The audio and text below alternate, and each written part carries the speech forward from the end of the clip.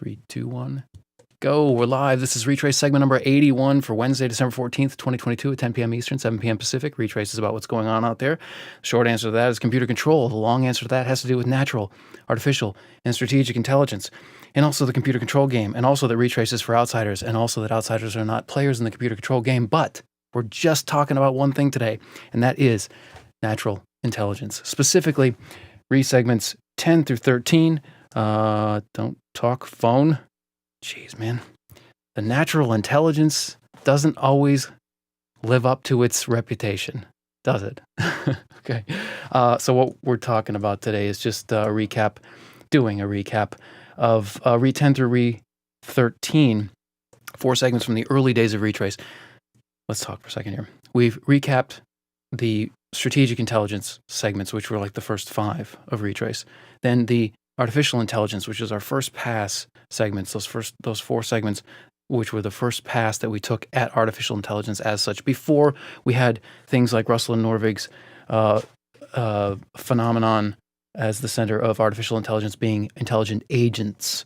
We started from the point of thinking maybe that it's about intelligent artifacts. After all, artificial, it's in the name, artifact, artificial, artifice, maybe not.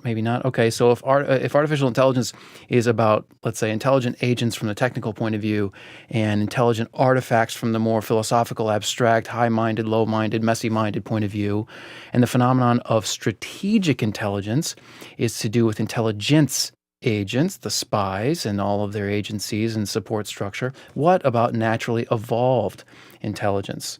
What about naturally evolved, good old-fashioned biological intelligence? Well, it's the source of it all.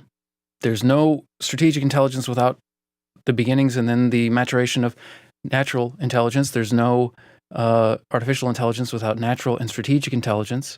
So we've gone back to the beginning. What it is, like Earth, 4 billion years old, and it did life started after I think it was 2 billion years. The primordial soup had a success, a replicator, and then and so it's taken about Earth about 2 billion years, more or less, to produce human level natural intelligence.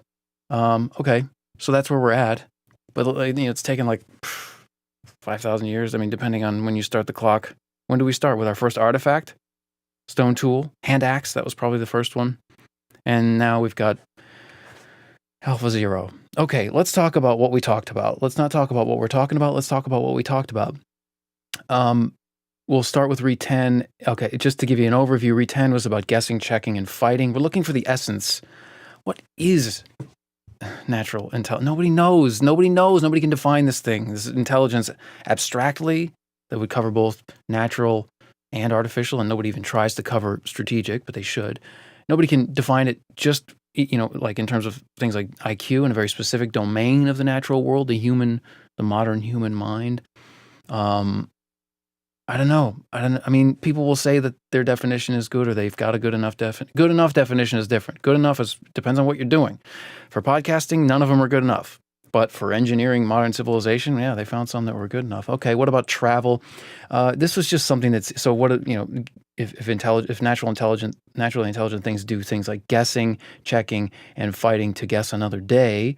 They also seem to do something like travel, and I don't just mean here moving around in physical space the way we get on a plane or a boat or a car and move around deliberately. We're talking about mental time travel, space and time travel mentally, and then there are a lot of things to think of. I mean, this was probably the biggest stretch of the segments because I don't think people know what I'm talking about, and I don't know how to make it clear what I am talking about with that. But I'm going to try again one more time here before we wrap up this recap. Then there's aliens. Okay, if we're talking about natural intelligences, we can't just talk about what's on Earth, right? It's almost guaranteed that there's intelligent life out there somewhere. How far and whether it could visit us in physical principle or whether it has visited us, way more controversial.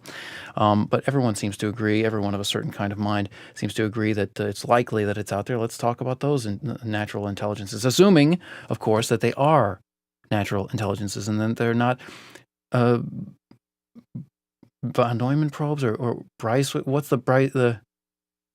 some kind of probe? Anyway, They're AIs, the AIs of a different civilization or a different uh, biological kingdom's engineering feats. What am I talking about? All right, the care factor. What about a constraint on intelligence? As we talk a lot about what intelligence can do, what can't intelligence do? Natural intelligence. I think that's Hogland and Frankfurt especially, the care factor, the importance of what we care about. Okay, that's the overview. Let's just go through the abstracts. I think that's going to be quicker than going through the doing a high flyover of the detailed notes, but we'll jump over as we need to. Okay, living to guess another day. So rocks can't listen to podcasts. So there is a difference between intelligent things or smart things and things that are not. We are both smart and dumb. I don't want to elaborate that. It's just the idea that like we're brilliant, but we also do dumb things, like the intellectual equivalent of stubbing our toes all the time. Guessing and checking answers are powerful uses of intelligence. True things seem to stay true and assert themselves over time. Horace, right? Barlow on guessing as detecting new non-chance patterns and redundant sensory messages to improve predictions. That's in Oxford Mind, his article in Oxford Mind. McPhail on the disconnect. We talked about McPhail's observation that there's a disconnect between learning and intelligence amongst many arguably intelligent species of life or animal. Barlow also talked about perception being central to intelligence. If maybe that's what it's all about, is this ability to guess that might define what intelligence is about detecting new non-chance patterns, i.e. Perception. So the better your perception, the more intelligent you are. And then grounding it in information theory to find an absolute measure of intelligence. I found it interesting his proposal there, but I can't relay it. I didn't absorb it deeply enough. IQ is always a controversial thing. Does it measure intelligence or does it measure just IQ testing or the ability to take IQ tests? Science and logic are guessing and checking in a sense. You can look at them as methodologies and methods for guessing and checking. Richard Feynman, the great physicist, talked about how to do science. The cargo cult science is the enemy, and you want to a few things that you want to do. The key things are things like reporting everything you find. Don't suppress some of your data. Don't fool yourself. You're the easiest person to fool, and then of course don't fool other people. The machine, there's a yin yang between machines and humans because we made them to do this. We don't build machines to do what we do easily. We build them to do what we find difficult. So there's sort of a yin yang happening between us. Fight or flight is these are things that intelligent things do, but the environments partially or maybe largely determine whether fight or flight is intelligent. So if you get the wrong answer, you guess the wrong answer, your fight might have been dumb. Fighting that big guy might have been dumb, or fleeing from that tiny little mouse might have been dumb. So it's not as straightforward as it seems. Darwin, I talked about Darwin, something about Darwin. Anyway, he didn't publish. He wasn't encouraged to publish by someone he was who was threatening or who was on his heels. It was just because he was busy. At least that's one of his leading scholars' conclusions, more recent conclusions. And then I point out that science is recent, babies are not. I don't know what I was talking about there. Go check it out. Travel. Smart things travel. Dumb things just move. The difference is inside the thing. Oh yeah, I think that's the best way of thinking about it. When I'm talking about the connection between intelligence and travel, you can't tell the difference between. I mean, from a macroscopic point of view, an intelligent entity moving around, and Brownian motion is probably the most.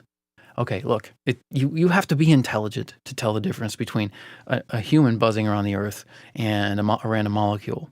But the difference in terms of intelligence is what's inside the thing. I mean, you can make machines behave dumb, mechanical contraptions behave intelligently in ways that seem, in certain time slices and space, restricted spaces, closed systems, like the intelligent behavior of this, billiard ball or something, however you arrange it. But what's inside the billiard ball or not inside the billiard ball, and what is inside the mouse or the human moving around, that's the difference. That's what makes the difference between travel and motion. So says I. Time travel is done mentally. We travel through time in a sense by thinking about the future and the past, or even and then we time travel through space in the same way, thinking about different places. Right now, if we're not time traveling, we're thinking about the present moment. What's going on in Syria? What's going on in South Africa? What's going on at the World Cup? What's going on outside? Okay, the marshmallow test. this is controversial now because they couldn't reproduce it. I think it fell to the reproduction crisis in psychology and other sciences. But the idea is that you can predict a child's success from a certain age, 5, 8 years old. At some point, they do or don't have this capacity and skill set to resist one marshmallow for a few minutes, so you can get two, and if you just give them that test and then send them out into the world, go check on them later, and the two marshmallow kids are doing way better. But the reason it's interesting is not because you can distinguish between kids who are going to be more or less well adjusted to the world, but it's because you can. The argument was in the book, I forget the guy's name, that I almost know his name, was that you can teach it. You can teach the skills of resisting the marshmallow. But then it was like later people looked at it and it's like, well, these kids who don't resist the marshmallow, they've been betrayed already. They're like 8 years old and they've experienced betrayal. I'm not already. I mean, 8 years old is plenty of time for betrayal in a kid's life. That's a long time. And so maybe then it wasn't really about anything innate or any skill set that they did or didn't have. Their rational analysis of the world led them to believe, like, yeah, he says he's coming back with 2 marshmallows, but I see a marshmallow there, and people like him have screwed me. I'm telling you, we should eat this marshmallow. Okay, so so marshmallow test. Don't take it too seriously. It's interesting, but I don't think it's as resolved as it seemed at one time. Oh, marshmallow test. Okay, space and time are yeah, of course. Everything, when you drill down to the bottom, you got to go to our best and leading physical theories. So the two mutually incompatible or currently not integrated theories of physics are, for the small, the quantum theory, and for the large, I think it's quantum field theory is the best way to that's like the latest or the predominant. I don't know. I'm not a physicist. And then general relativity for the big scale stuff. And nobody's really come up with quantum gravity yet. But they're weird. Okay, general relativity means we can do time travel in the forward direction, but not the backward direction. So, like, depending on how fast you go with respect to some observer, like your family at home, if you travel really fast, go far away and then come back, they will have aged a lot. You will have aged a little. We've already confirmed this with high precision wristwatches on astronauts going into space. And then at the quantum level, it's bizarre. Like, it seems, depending on how you interpret the behavior of subatomic particles. I mean, first of all, it seems that what's the Heisenberg uncertainty principle? I think it's the Heisenberg uncertainty principle, where you can't know the position and velocity of a particle. You have to pick one. You can't. In the act of observing it, collapses it into a state, but before it's in that state, it's in a probabilistic state. Yeah, it's freaking weird. If it happened at the macro level, we would have no biology and no nothing, because nothing would be reliable. I don't know. I mean, it is happening at the macro level, but I've never run universes as experiments, so don't listen to me. Okay. So, but anyway, the world of space and time are quantum and relative and bizarre. Mental time travel is not hard for intelligent things to do. Hinton's 5-year-old, Jeff Hinton, one of the founding fathers of deep learning, talks about in what's his Martin Ford's book, the interview book, about why he left psychology. He ran this experiment where he was supposed to try and trick a kid into sort of explaining what simple shape should be which color, sort of what patterns is this kid capable of recognizing. And then the kid who came out and said, hey, look, you messed this up. You were supposed to put these two together and you made this mistake. So the kid had already modeled Jeff Hinton and what he was doing, and had imputed or interpolated into Jeff Hinton's mind what the thoughts that, the intentions that he had, and then the mistaken thought that he had. So Jeff Hinton was like, I'm done with psychology. I got to go build machines, because these psychological theories are totally inadequate. Okay, that's Jeff Hinton's 5-year-old. Reflexes in mental travel. Yeah, so our animals, our reflexive animals expressing or exhibiting intelligence versus, I don't know. It's who knows. And then what are the essential elements of intelligence? Is travel one of them? Okay, aliens. How does one think versus what does one think? This is the most crucial thing. I get this from Hitchens. It's cited in the notes. It's the idea that what you're going to think changes over time, but how you think is determines whether or not you should be trusted with the attention of an audience, let's say, or whether you should trust yourself. So you might think at one time, oh, aliens are totally real, and you might think at another time it's totally impossible, and you might believe in religion at one time and then not at another. The question is, how are you thinking about what you've perceived, what you think and is your method and your methodology from which the method comes, is it eventually going to get you, is it going to tend to get you to right answers or not? Are you going to be doing significantly better than a coin flip on any given decision problem? So how you think is more important than what you think at any given time. And so on the topic of aliens, let's say, your reputation is always at risk. The crazies are always going to make you look bad. If you're talking about the same thing they are, there's a risk there. Witnesses of this, I think it goes back decades and decades, and arguably, centuries, depending on how you interpret longer ago historical evidence. But they seem to be serious. Witnesses to this stuff seem to be serious about what they've seen, whether or not they're right about what they've seen. They're definitely serious. It's not a bunch of goofballs or crazies. Science is inadequate for investigating strategically intelligent evasive entities. Science demands public hypotheses, assumptions of the uniformity of nature. See Hume on that, and the requirements of and has requirements of reproducibility. None of that applies to smart creatures that are as smart as you or roughly as smart as you and trying to evade your detection or evade your comprehension, even if you do detect them. Them thinking it could be many things. It could be one thing. It could be nothing. You always be careful when you're talking about they or them, aliens or anything else. Documents can be manipulated, but we need to consider the alien problem or the alien hypothesis seriously in all of its forms, or we are accepting huge attentional blind spots. Finally, the care factor.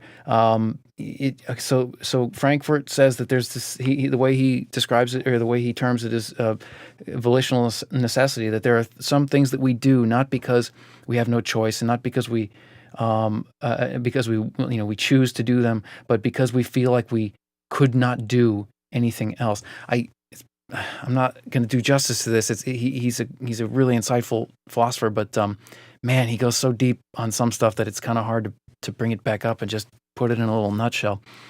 Volitional necessity. He gives, I think like Martin Luther as an example, but I don't think Martin Luther actually said the thing that is attributed to him. I think I looked into it, but 95 Theses, bang on the door of the whatever church, and then someone asks him, why did you do it, and what was it? Why did you decide to do it? He's like, because I could do nothing else. How could I do anything else other than that? It's so obvious that this must be done, and it's like, well, it's not obvious, and it's not that it must be done because no one else is doing it. You did it, but it's obvious and a necessity. It's a volitional necessity to you. Okay, so that's what that's about. Haugland talks about how there's an argument to be made that it's impossible to understand natural language without having lived something like a human life, to understand what the weight and consequences of terrible things happening to your loved ones or your body, wonderful things happening. Without having had those experiences, it's really hard to understand what humans mean, what the significance of language is. And obviously computers don't give a damn. They have not had any of these experiences. And until they do, not that we even can conceive right now of what that would look like, they will not understand natural language. And this is something he's writing in the early 80s, I think both of them are. This is something to think about when you get impressed by large language models, the GPT, ChatGPT, generative, pre-trained transformer is what that transformer architecture we talked about last time, doing a transformer architecture.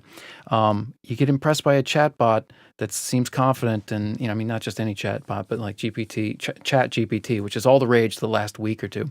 Although I think it's been out for longer than that. Anyway, just remember, Chat GPT has not lived a life, and Haugland says that means it does not. No one's saying it. Some people do say these things are self-aware, but nobody. I don't think anybody really agrees that can be that's a meaningful statement yet. Existential holism is the fancy philosophical term that Haugland puts on this idea that you need to have lived. You need to have some sort of understanding of living a life in order to understand something like language. Defining the word care, logical and causal necessity are to be distinguished from volitional necessity, and then what's unthinkable to an intelligence is based on what they care about. And I'm not going to you can just imagine mothers and children, friends and family, allies and enemies. Sort of, there are things that are just to do them would be unthinkable, even if it made rational sense, if it was in your interests, in your your objective function or your gradient pushed you in that direction. This volitional necessity is the thing that can resist the pressure, the force of the gradient. How about that? Let's say that. We'll make it half fancy and half concrete. Okay, that's it.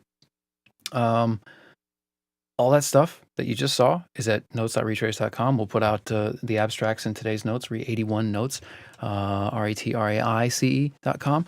Tonight's a double header, so in about 40 minutes, we're going to go live again, and we're going to talk about, best first search. Look, the real thing we need to do, we're in the math and code event, December to remember for AIMA 4E, preparation for AIMA 4E deep dive, January to June inclusive 2023. We're doing math and code in December, also doing catch up on these recaps that really should have been done already, but we're doing them now that we know that we need them so much.